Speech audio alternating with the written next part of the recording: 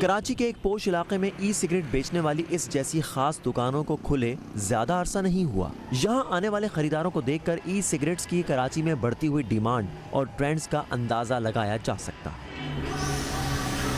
میں نے سگریٹ چھوڑنے کے لیے پھر ویپنگ اسٹارٹ کری، تو ویپنگ کرنے سے یہ کہ مجھے تھوڑا بہت بہتر فیل ہوا.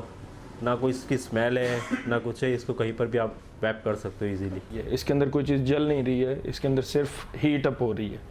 ٹھیک ہے، تو اس میں کافی ساری ایسی چیزیں، جس طرح اس کی نکوٹین ہے وہ فوڈ گریڈ ہے، اس کا جو لیکوڈ ہے وہ ویجیٹیبل گلیسرین سے بنا ہوا ہے. مگر ماہرین صحت ان خیالات سے اتفاق نہیں کرتے. ان کے مطابق تمباکو کسی بھی شکل میں استعمال کیا جائے بہرحال ایک نشہ اور صحت کے لیے نقصان دہ ہے. تاہم ای سگریٹ پینے والے پاکستانیوں کی اکثریت میں اس حوالے سے آگہی نہیں پائی جاتی. یہ رائے ہے ڈاؤ میڈیکل یونیورسٹی سے منسلک جنرل فزیشین ڈاکٹر محمد مسرور کی.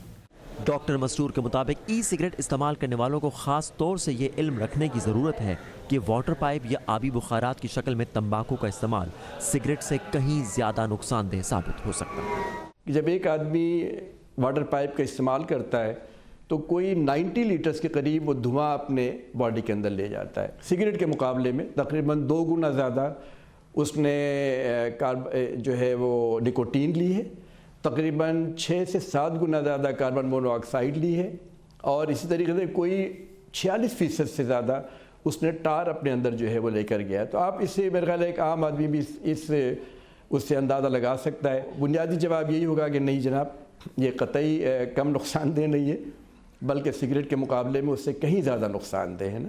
ایسی کوئی تحقیق اب تک تو سامنے نہیں آئی جس میں پاکستان میں ای سگریٹس استعمال کرنے والوں کی تعداد بتائی گئی ہو، مگر جگہ جگہ کھلتے ایسے اسٹورز کو دیکھ کر اس کے بڑھتے ہوئے رجحان کا اندازہ لگانا مشکل نہیں. Muhammad Saqib, voice of America, Karachi.